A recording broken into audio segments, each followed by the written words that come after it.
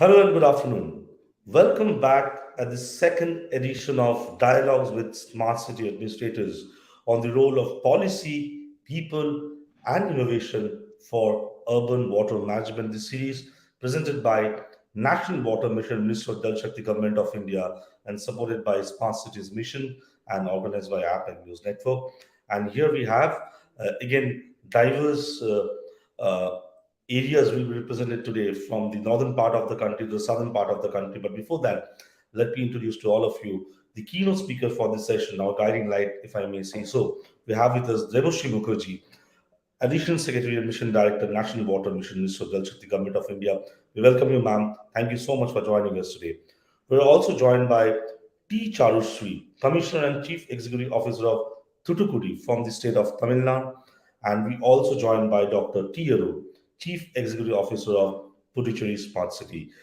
Thank you both of you for joining us today. So without taking much time, let me hand over the session to Debashree Mukherjee for her insights and also setting the context of why we are organizing this series, along with the dialogue with the DMs across the country. Over to you, ma'am.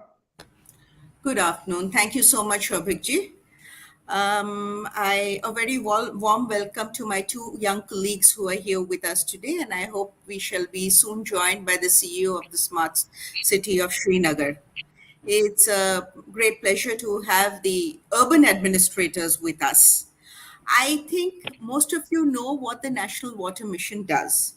The National Water Mission's one of our major goals is to improve water management in the country to increase water security. And water security, again, is critical because water insecurity or scarcity of water hurts the most vulnerable first.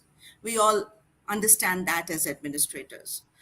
The National Water Mission works in multiple ways, but one of the things that we are right now working also, I think all of you are part of it, we're also working on the Jal Shakti Abhiyan, Catch the Rain campaign, which is about being ready for the rains to sort of ensure that as much of the rain as we receive can get conserved, can be used to recharge our water bodies as well as our groundwater reserves.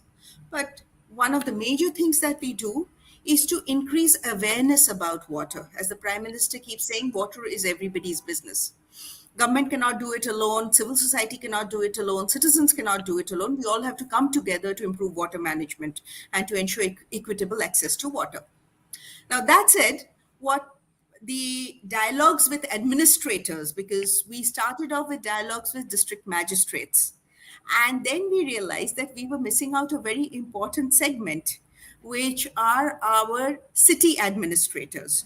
So we've started with the CEOs of the smart cities, and we will move forward with other municipal commissioners. But the dialogues with the administrators is one way of seeing how water management is being actually implemented on the ground. When I was, at your stage in life in the administrative service, when I was working in a municipal government, water management was not as as critical as I think, and not as strongly embedded in our consciousness that I hope is becoming today. So, but with the challenges of climate change and with the challenges of urban administration, and I will just mention a few, and then I would like to hear from you. Challenges of municipal administration. I think water is becoming more and more an area that needs to work upon. If your city has to be competitive, it has to ensure it is a city that looks after the poorest and the most deprived. If it's a compassionate city, if it is a competitive city, then water has to be center stage.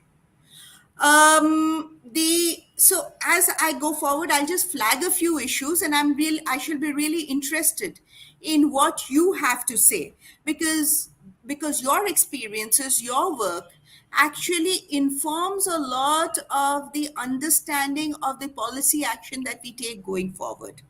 And therefore, these dialogues with the administrators that we have, we're also sharing it with the academy, and we are also looking at it as a means of training the other civil servants.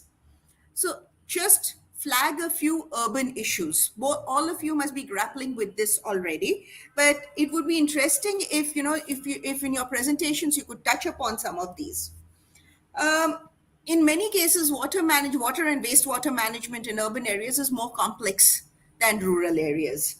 And I don't know if in your cities you're already dealing with issues of urban flooding. So how do you manage urban flooding through effective water management in your city? There have been examples. I think 15 days ago, Vadodara made a very interesting on how they are how they're ensuring that areas that are waterlogged, you have specific recharge points there, so that water recharge happens, and therefore waterlogging is reduced. Maybe not eliminated, but reduced. The second issue is that in urban planning and administration, they need to connect your green-blue infrastructure. Not just important for having a livable city, but also important in the context of climate change. As cities warm, and with climate change, the green blue infrastructure planning and connecting your green blue infrastructure will become very, very important. And I hope this is something that is already happening. The third area that is also of interest is the water energy nexus, particularly in cities. How much are you pumping? Where is your water coming from? Do people know where your water is coming from? So this is about involving citizens in understanding water issues. So as we say, water is everybody's business. How can you bring the urban, communities to, how can you get them to have a stake in water management? Because again, in cities frequently we see groundwater and wastewater can be invisible. Once I use the groundwater, I don't care where it comes from. Once the water is out of my, once I've used it, I don't care where it goes. So those areas of work, again, will be very interesting in our discussions. So I will stop here, and I look forward to hear from all of you. Thank you. Thank you so much, Debashree Mukherjee, ma'am, for sharing your thoughts with us and also with the officers who are representing cities of the country. And what is the motto behind organizing this series? One is that, as you said, that how the water management is being undertaken on the ground by the municipal corporations. A very important part you have talked about, the green blue connect. It's not only about building resilient and livable cities, but also how adequate measures have been taken to counter the threats of climate change, and also water energy nexus. Are we sensitizing the citizens or creating awareness within them, that from where the water is coming and whatever water we are using, where it is going, are we reusing it, what kind of measures are there? And I'm sure that the officers who are present here will be touching base upon all those lines. So without taking much time, let me invite T. Charusree, Commissioner and Chief Executive Officer of Thoothukudi, from the state of Tamil Nadu. Over to you, ma'am. Thank you, sir. I'll just share my screen in a second.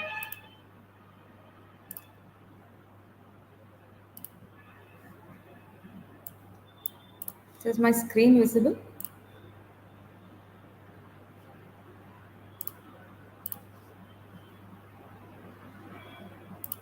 Is my screen visible, sir?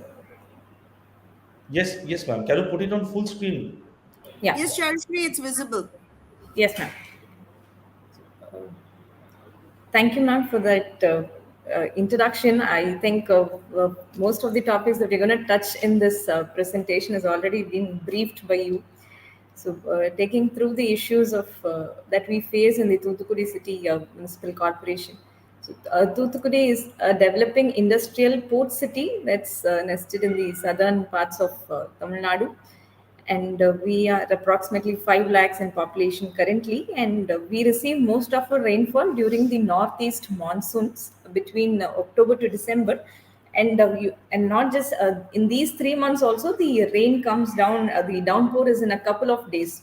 We get the rains during a couple of days.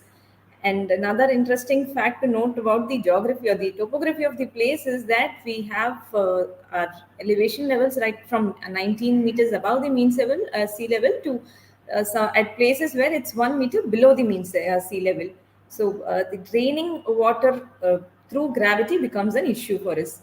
So some of the challenges that we face here is because of the coastal city. Being a coastal city, we have tidal surges during the rains.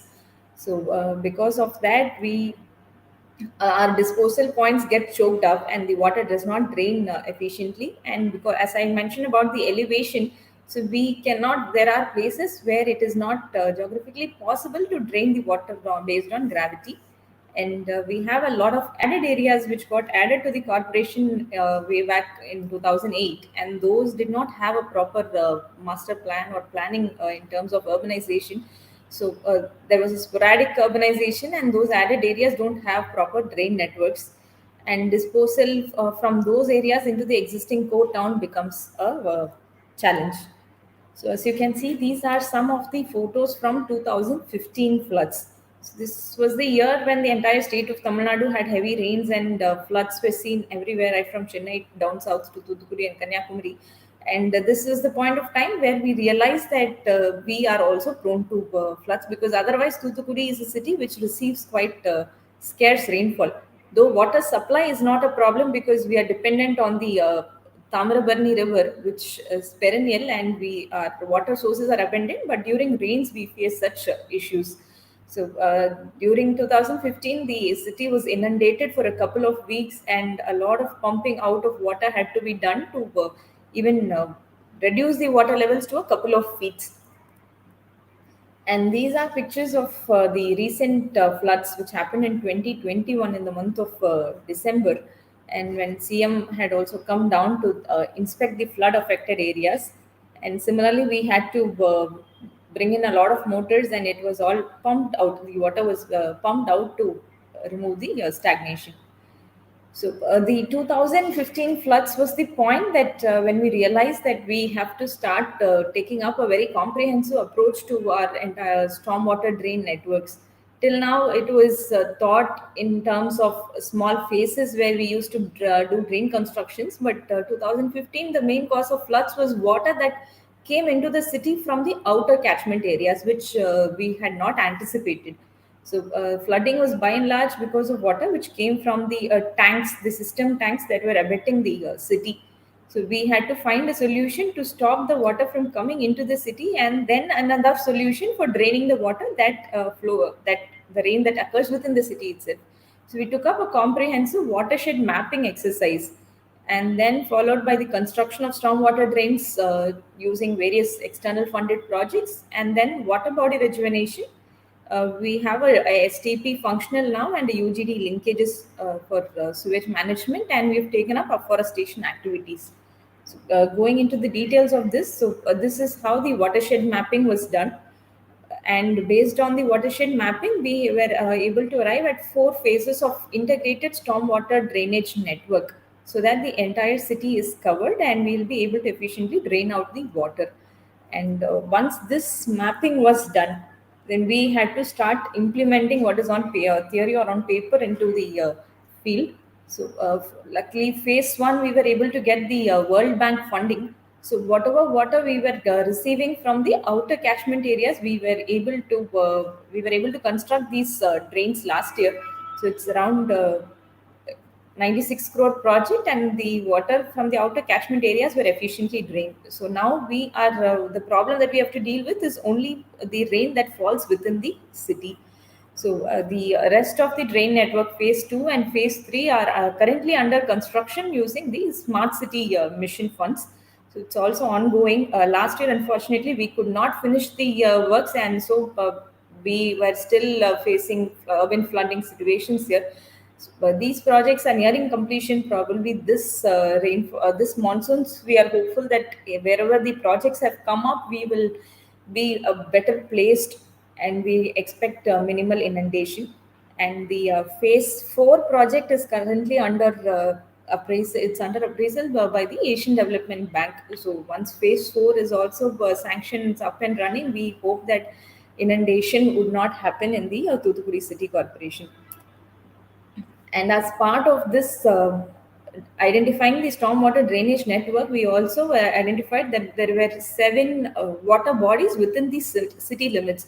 As you can see in the left side, this was how the SV Kulam, we have system tanks.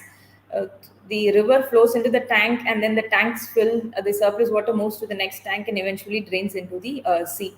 So we have 7 such system tanks, and this is one such system tank, but unfortunately, it does not look like a tank at that point of time. And in fact, the state highways had laid a highway road right across the system, across the tank, dividing it into 2 halves. So we had taken up the regeneration of 5 system tanks, and 2 are in pipeline for this year. So we were able to reclaim 135 acres of system tank. The right side figure is the picture shows the work under progress. With your permission, ma'am, we have a small video of how the system tank has come out after the rejuvenation project.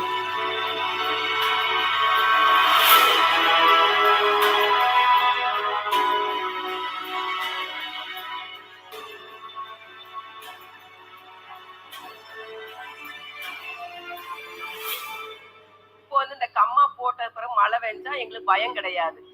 போர் போட்டாலும் தண்ணி சீக்கிரமா கிடைச்சிருது. ஆனா இந்த கம்மா வந்து எங்களுக்கு நல்லா யூஸா இருக்குது. ரொம்ப சந்தோஷம். So because of the rejuvenation project, we were able to capture the rainfall, most of it which drains into the city. We were able to store them. The groundwater level has also improved because of being a coastal city. We have a lot of seawater incursion, so the quality of groundwater is also improved in these areas wherever we have come up with these rejuvenation projects. And the other point that we had to address was a dedicated UGD underground drainage network and a functional sewage treatment plant.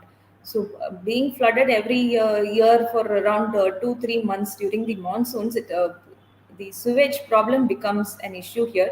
The groundwater and the rainwater and the sewage water gets mixed up, and which causes a lot of health hazards and problems to the local citizens as well. So the UGD network was under construction for quite some time here, and finally the STP, the sewage treatment plant, became functional in 2022 Jan. This year Jan, we were able to bring it to use. So now we have a dedicated UGD network which caters to close to 45% of the corporation limits. For the rest of the area, it is under development using the smart city mission. So it's a 2-year project. So at the end of the 2-year timeline, we expect that the entire city will be linked by a UGD network, and in future rains, this problem of sewage water, rainwater mixing up and causing a health hazard to the citizens would be solved. And in terms of air quality, like ma'am had addressed the regarding the green-blue linkages, we are one of the cities in Tamil Nadu which has the highest levels of air pollution because of the industrial growth here as well. So we are one of the non-attainment cities in terms of the ambient air quality index. So we have taken up to combat that. We have taken up afforestation drives within this city. So in all park sites or OSR sites, we make it a point that we provide a dedicated green belt to an extent in that area. So the last year, 2021-22, we were able to plant 30,000 trees. And during this year's World Environment Day, we planted another 4,000 trees. So we make it a point to find an occasion to plant trees, and on every occasion we plant trees in the city.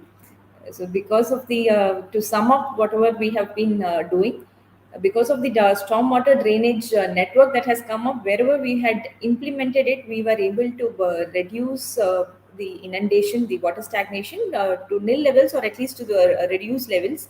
And the flood situation, because of this, we were able to, in all those, we were able to concentrate our efforts into those areas, pockets which were only inundated. So we were able to remove water within a span of 10 days. Otherwise, the flooding goes on for weeks together here. And we were able to rejuvenate a system pond which can hold water, which had a water capacity of 67 MCFT, and it's 135 acres of government land reclaimed.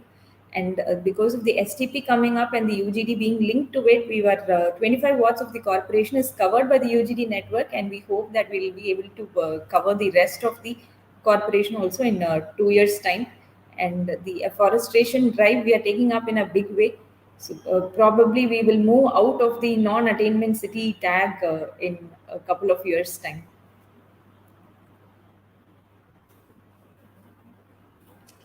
Thank you. Ma'am.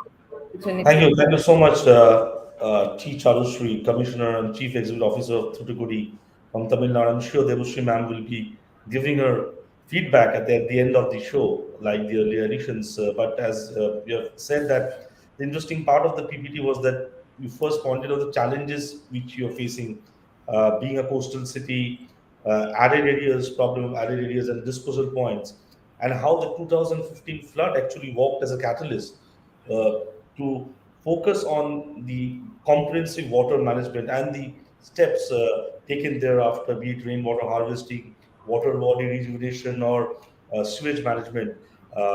As also talked about Thoothukudi being one of the most highest level of air pollution, and how we have countered it through afforestation drive. As Debashree ma'am was also talking about the effects of climate change, and are we doing our bit to for our urban cities? Thank you so much. I'm sure Debashree Mukherjee will give her feedback at the end of the other presentations. Now we have with us Dr. T. Arun, Chief Executive Officer of Puducherry Smart City. So over to you, Dr. Arun. Um, Good evening, ma'am, and good evening, participants. Can I get the slide there? My It's on the screen now, sir. Yeah, it's visible. I hope it's visible for everyone. Yes, yes. Yeah. So, in fact, ma'am, we started with a community-based initiative of restoring the water bodies. We kept a name as Neeru Murum. Neeru means water, Uru means habitat or a city. So this catchy term we kept it when Government of India had come out with the Jal Shakti Abhiyan. People were finding it difficult to get attracted towards Jal Shakti. So we started with our own campaign called Neeru Murum. This was started in the year 2019 when I was collector, and now I am the CEO of Smart City, ma'am. With that, I'll just with that background, I'll just go. So Pondicherry, of course, we are blessed with a lot of water bodies here. We have large tanks, rivers, canals, and ponds of various sizes. We have almost 684 water bodies within Puducherry region. Next. So this is the canal system in Puducherry.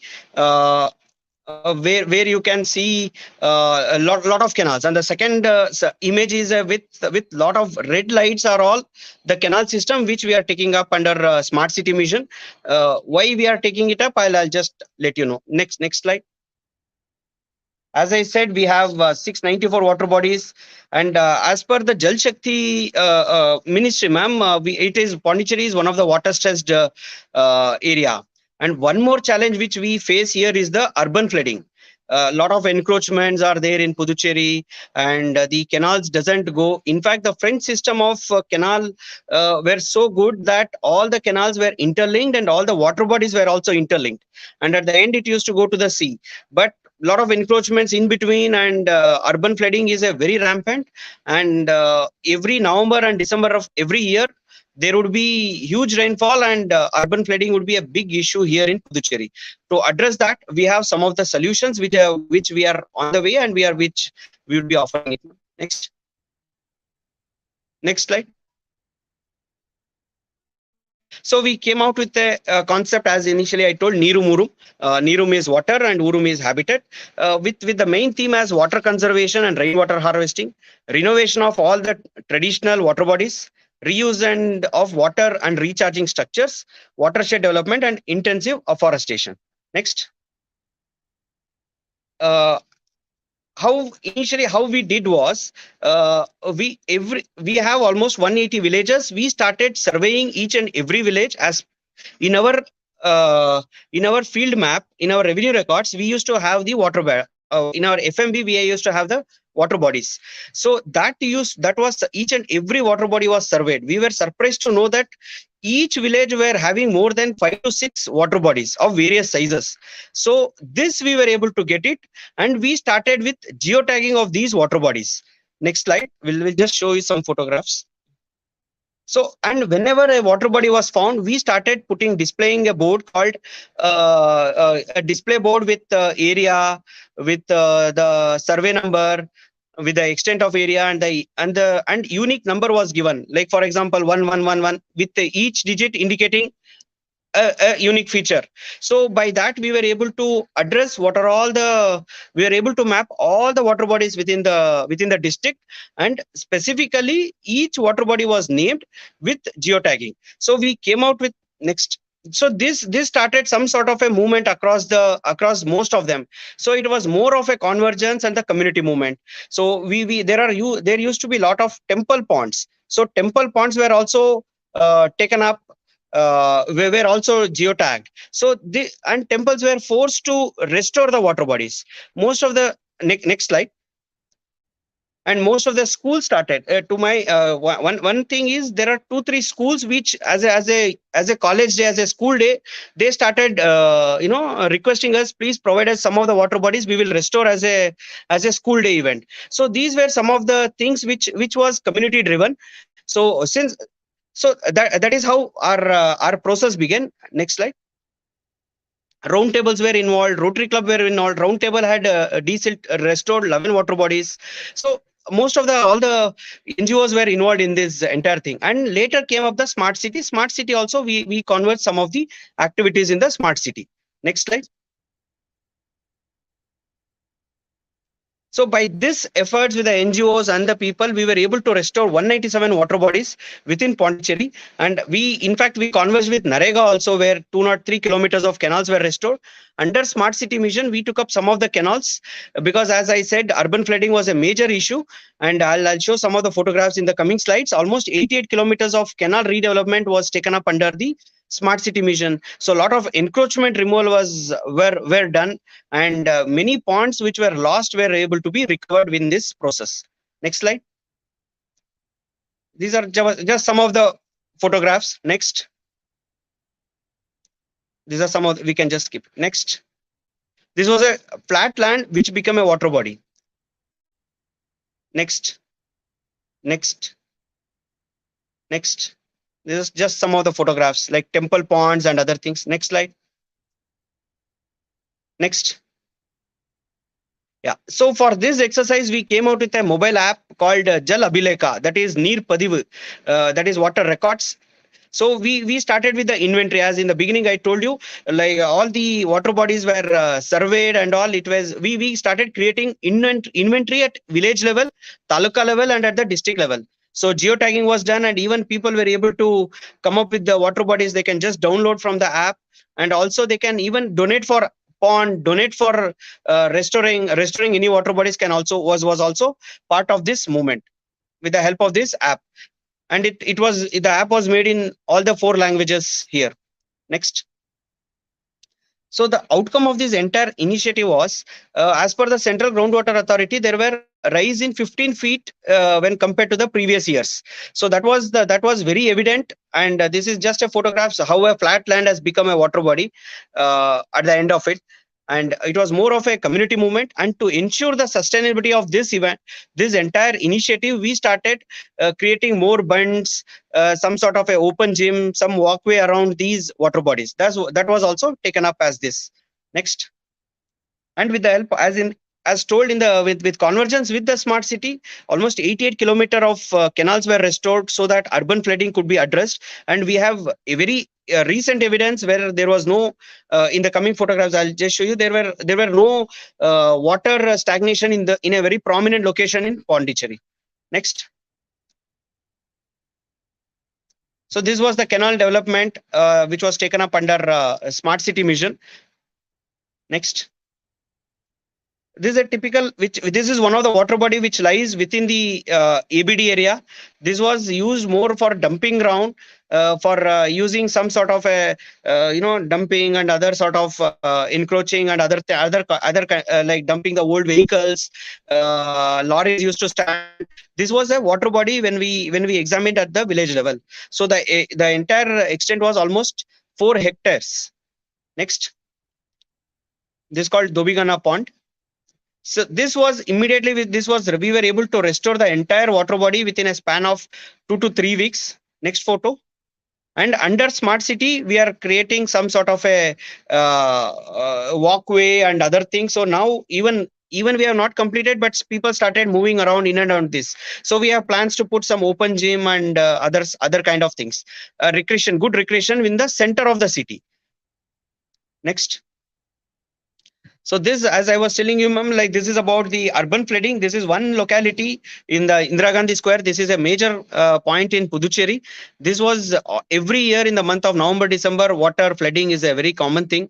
We took it up. We took up this under Smart City Mission. We were able to construct this drains here, stormwater drains and other drains. So we were able to have a there is in the recent rainfall last week also there were not even a single drop of water was stagnant there. Next. So to address this under smart city, we have taken up the entire canal was mapped, and all these canals we are trying to, all these red lines are all the canals. So this we are trying to come up with a intensive phase of linking these canals and restoring the canals, also removing encroachment canals. All the canals would be connected, and in this we can ensure the urban flooding doesn't happen within Puducherry. Next. Yes. Thank you, ma'am. That's it. That's it from Puducherry. Thank you. Thank you so much, Dr. Arun, for sharing with us some of the interesting and innovative initiatives being undertaken in your region. Nirum Urum, water habitat, as ma'am was also speaking in the beginning, the importance of community participation, community movement that has been done in Puducherry. I know Debashree Mukherjee always talks about surveying and identifying water bodies and geotagging. Here we can see the live example of that has been happening, and also how the convergence has happened with the smart city mission projects. If I'm not wrong, if I remember the concept note of smart city mission, the very first page says that the beauty of the smart city mission will be lying on the convergence of various schemes.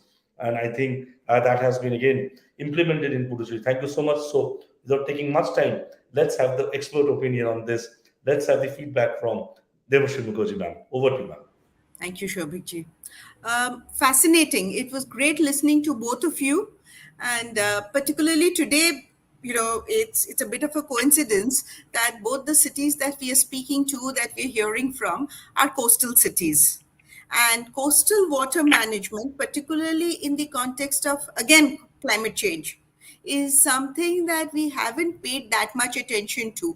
I mean, as we go forward, I see there are two big areas where even in terms of our water management approaches, there are gaps in, coastal area, our approaches to coastal areas, and also in our approaches to glaciers. That's another big gap area. But we're trying to address that. But interesting that both the cities are coastal cities, and urban flooding is a major issue here. Charusree, and both, I think what I liked about both your presentations, because I'll come to individual bits later, is that there was a coherence of approach, planning, scientific planning, actually looking at, what are the causes, then going forward, doing the mapping, ensuring that you have your water assets mapped, and then taking action to try and restore the water assets and improve water management. Charusree, when you restored the tanks, did you have an issue of wastewater going into the tanks, and how did you address that? Ma'am, only in a couple of tanks we had this issue of wastewater being let out into the tanks wherever it is within the very thickly populated pockets. So this when STP was functional and we were able to bring the UGD network to use, then we were able to convince people that letting out grey water, black water, any kind of wastewater into the water body is going to pollute ultimately their bore wells which they have in place. So with a little bit of dialogues and constant talking with the people, we were able to convince them not to let out water into the water bodies. So, are For you now, monitoring the water quality of the tank water regularly? yes, ma'am, we do, ma'am. Okay. So, because that's a part of the awareness raising exercise, and the other is that if you have communities using those, I mean, if they're large tanks and they're used for fisheries and other employment generating activities, then people have a stake in ensuring the quality of the water body. Yes. So interesting. Arun, again, Yes, ma'am. excellent presentation, and I think the fact that the mapping, this is exactly the approach that we're looking for under the Jal Shakti Abhiyan, which is look at your revenue records, identify your water bodies, see why they do not, why they've gone defunct, or try and restore as much as you can, so that the water, and in Puducherry, I think this issue of it being in the water stressed category as far as groundwater is concerned, and also suffering from urban flooding, is really an issue that calls for better water management. So, Yes, ma'am. and I think the issue also of water management in coastal areas is to try and reduce salinity ingress into groundwater, and also into your whatever rivers you have that are coming into the area. So very, very interesting. I think I learned a lot from this interaction. I will just again flag, Charusree, how much can the community come forward to take ownership of the water assets of the city. And for Arun, I think, I mean, one of the issues that I found, again, interesting was that you've brought the community together, but are we documenting? I would urge both of you to document the work that you have done, the processes, how, and thereafter the results that have come through. Okay, so if you Fine. prepare a film, Charusree, you showed a film. So I think that was just part of a film. Is that correct? Yes, ma'am. We had to make. So we would be very happy if you could share the film with us, because we are collecting these films that that are being prepared from various. So I will send you my email. Just send me whatever documentation you have created of the work that you have done. And Okay. Arun, document. Yes, Get a third party, document, film the process as well as fine, the ma'am. results, as well as the community interaction, Fine, because ma'am. these are things that other people will learn from. Okay, So ma'am. thank you Noted. very much to both of you. We've missed the CEO of the Smart City Srinagar today, but I hope he will be able to join us next fortnight. So thanks to both of you for joining us, and thank you, Shobhitji. Thank you, Thank ma'am. thank you so much, Thank ma'am. It has been a learning experience for all of us for last 40 minutes or so, getting so many kinds of information and upgrading ourselves to the kind of work happening on the ground in these cities for urban water management. With this, we end this session here, and we invite you, all of you, to join us for the next edition of Dialogues with DMs, if I'm not mistaken, on 2nd July 2022. Do join us for that. And I would also like to inform all our esteemed speakers and guests that today many people have joined, and I can see a lot of comments are coming in Facebook also. Especially, ma'am, Debashree ma'am, we have joined by a group of school students from Kolkata who are doing exemplary work in terms of water conservation, and they have joined today to participate, to listen, and to learn. So I just thought to share this information with you as well. Thank you so much. So Take care. if there Goodbye. are any interesting queries that Yes, are ma'am. directed to either of our participants, please share those queries with them, queries or feedback with them, as well as with us, so that if there are any responses that we can make to those who have joined us, then we can get those responses from our participants. Right, ma'am. Sure, sure. We'll do it for the next time. Sure, ma'am. With this, we end this session here. do join us for the weekly dialogue series with DMs, and that edition will take place on 2nd of July 2022, Saturday, 3:30 p.m. Thank you so much, Debashree Mukherjee ma'am, Dr. T. Arun, and T. Thank you, ma'am. Charusree for joining us today. Thank you. Take care. Goodbye. Thank you, ma'am. Thank you, ma'am.